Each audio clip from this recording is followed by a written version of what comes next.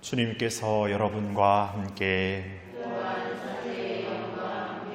요한이 전한 거룩한 복음입니다. 그때 예수님의 제자들 가운데 많은 사람이 말하였다.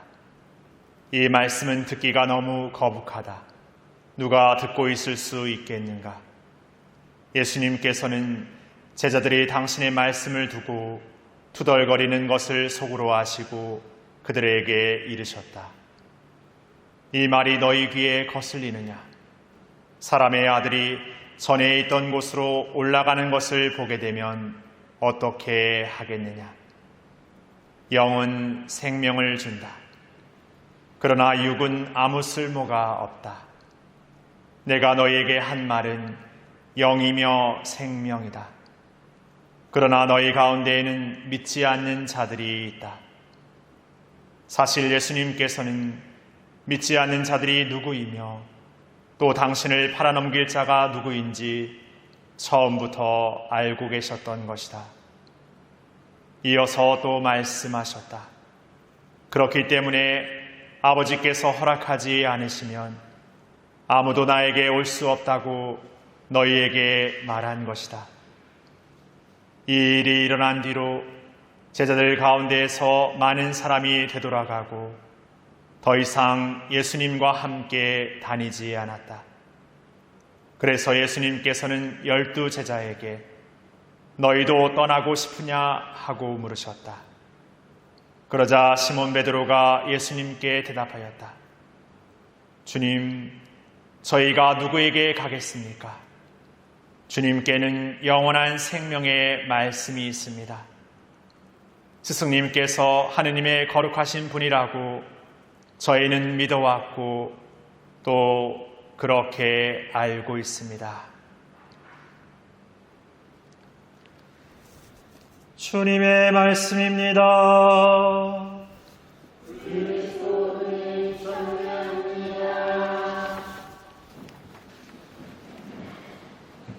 전미 예수님, 앞으로 9시, 10시, 11시 이렇게 미사 해야 될 것 같습니다. 11시 미사니까 너무 이렇게 여유롭고 좋네요. 또 보니까 이렇게 저희 본당 신자분들보다 이렇게 관광 여행 오시는 분들이 더 훨씬 많고 해서 뉴페이스 좋습니다. 네, 이렇게 말하면 또 이제 미사 끝나고 나와서 저한테 뭐라 하실란가 보네.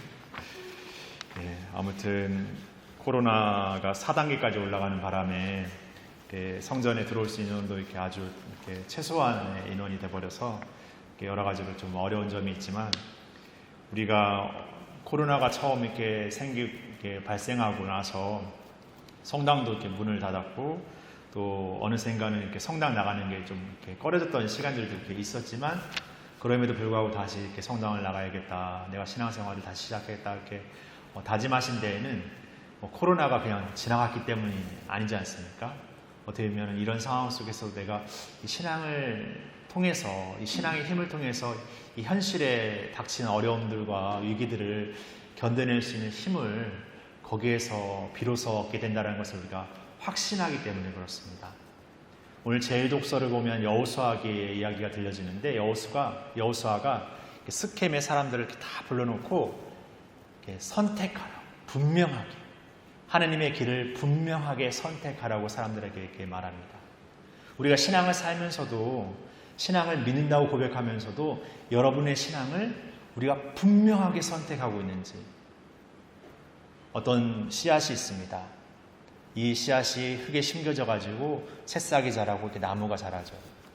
근데 우리가 이 씨앗을 두고 얘가 심겨지면 나무가 되고 자랄 것이라고 장담할 수 있을까요? 어떤 사람은 분명 그 씨앗은 심겨져서 자라날 것이라고 말하는 분이 있는 반면 그 씨앗은 심겨졌지만 자라나지 못하고 죽어버릴 수 있다고 말하는 사람도 있을 겁니다. 이 씨앗이 아니라 우리라고 생각해 보십시오. 우리라는 존재가 이 신앙을 믿어서 하나님의 뜻을 잘 살아서 그 영원한 생명에 이르는 하나님 나라에 들어가는 그 자격을 얻게 될 것이라고 여러분은 확신하십니까? 마치 씨앗처럼 어떤 분은 확신할 수도 있겠지만 어떤 분은 그냥 애매한 거죠.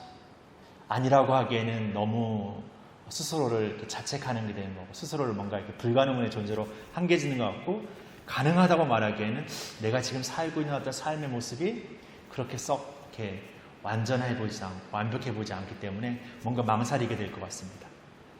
근데 그게 내가 아니라 어떤 누군가라고 말한다면 조금은 쉽게 판단할 수 있을 것 같습니다.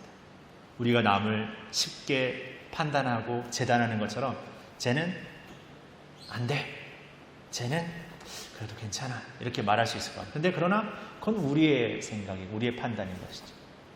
다시 생각해 보자면 우리가 이 신앙을 믿어서 이 신앙의 그 완주, 신앙의 그 목표를 완벽하게 이루리라는 것을 확신하기란 쉽지 않습니다. 그런데 우리가 만약에 우리의 삶이 정해져 있다면 여러분들 어떻게 생각해요? 내 삶이 정해져 있어. 정해져 있는 삶을 뭐 고민해, 그냥 살면 되지, 이렇게 생각할 수도 있지만, 그 정해져 있다는 것은 저는 좀 이런 의미로 생각하고 싶어요. 우리가 이 신앙 안에서 하나님의 창조된 존재, 하나님께서 만드신 존재, 그런 존재로 우리를 세상에 이렇게 내보내셨습니다. 우리 세상에 내셨습니다. 그리고 이 신앙의 존재를 그냥 창조되어서 그냥 세상에 이렇게 내둔 것이 아니라 그 존재가 하나님을 알고 하나님의 뜻을 온전히 살아서 그 존재로서의 그 모상으로서의 그 가치를 온전하게 드러낼 수 있는 사람으로 자라나기를 하나님께서 늘 바라시죠. 물을 주시고 해를 주시고 양분을 주시고 키우시죠. 그런데 우리가 그런 것들을 이렇게 받고 자라지만 우리의 인간적인 어떤 유혹들, 인간적인 어떤 삶의 어떤 것들을 생각하다 보면 거기에 더 매몰되어 버립니다. 그래서 어떻게 합니까? 하나님께서 또 다른 방법을 통해서 먹이시고 기르시고 부르시고 찾습니다.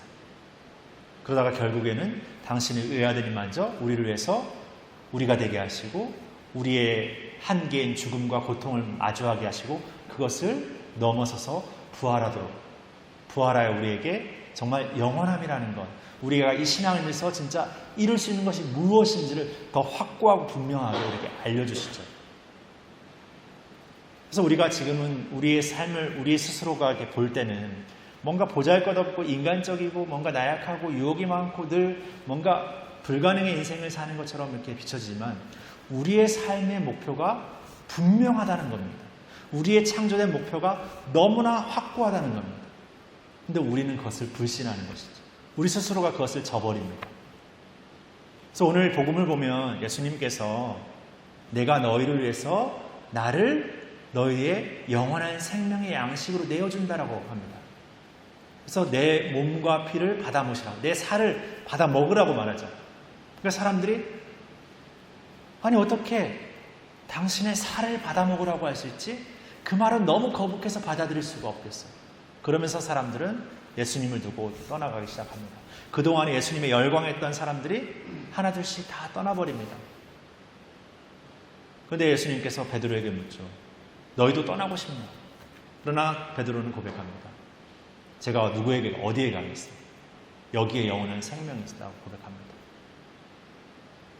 우리가 하나님께서 우리에게 부르시고 우리를 기르시고 우리를 찾으시는 그 놀라운 방법과 섭리는 우리의 생각과 계획, 우리의 판단 어떤 것으로 맞구나 라고 말하기에는 우리가 너무나 부족합니다. 어떻게 그분의 몸을 우리의 양식으로 줄 수 있단 말입니까? 그 유다인들이 외쳤던, 사람들이 외쳤던 그 말을 우리의 턱 밑에서도 나오려고 합니다. 그러나 우리가 이 신앙을 진짜 사는 것은 우리가 그것을 다 알고 다 이해하고 우리가 뭔가 다 이렇게 능력이 갖춰져서 그 신앙을 사는 것이 아니라 이 부족함에도 불구하고 그런 나를 그 영원함으로 부르시는 하느님의 놀라운 섭리, 자비, 사랑이 우리의 그 모든 것을 넘어 우리에게 오신다는 것을 우리가 믿고 고백하고 확신하게 되는 것입니다. 그것을 통해서 우리가 이뤄간다는 것을 믿게 됩니다. 하나님께서 주시는 것이구나. 하나님께서 이루시는 것이구나. 그러게 이 부족한 종이 당신께 감히 은총을 주십사하고 자비를 주십사하고 용서를 주십사하고 청할 수 있는 거죠. 그렇게 우리가 어떻게 창조되었는지 어떠한 존재로 불륜받고 있는 존재인지를 확신하고 우리의 삶에서 늘 부족함의 연속일 수 있지만 그 삶에 있으면서도 내가 어떤 존재라는 것, 내가 누구와 함께 살아가는 존재인가, 내가 누구를 향해 나아가고 무엇을 향해 나가고 있다는 것을 더 확신할 때만이 내가 삶에서 부족해질 때라도 다시금 노력하고 새롭게 노력하고 다시 시작할 수 있는 마음을 우리가 이 신앙 안에서 믿고 찾아갈 수 있다고 생각합니다.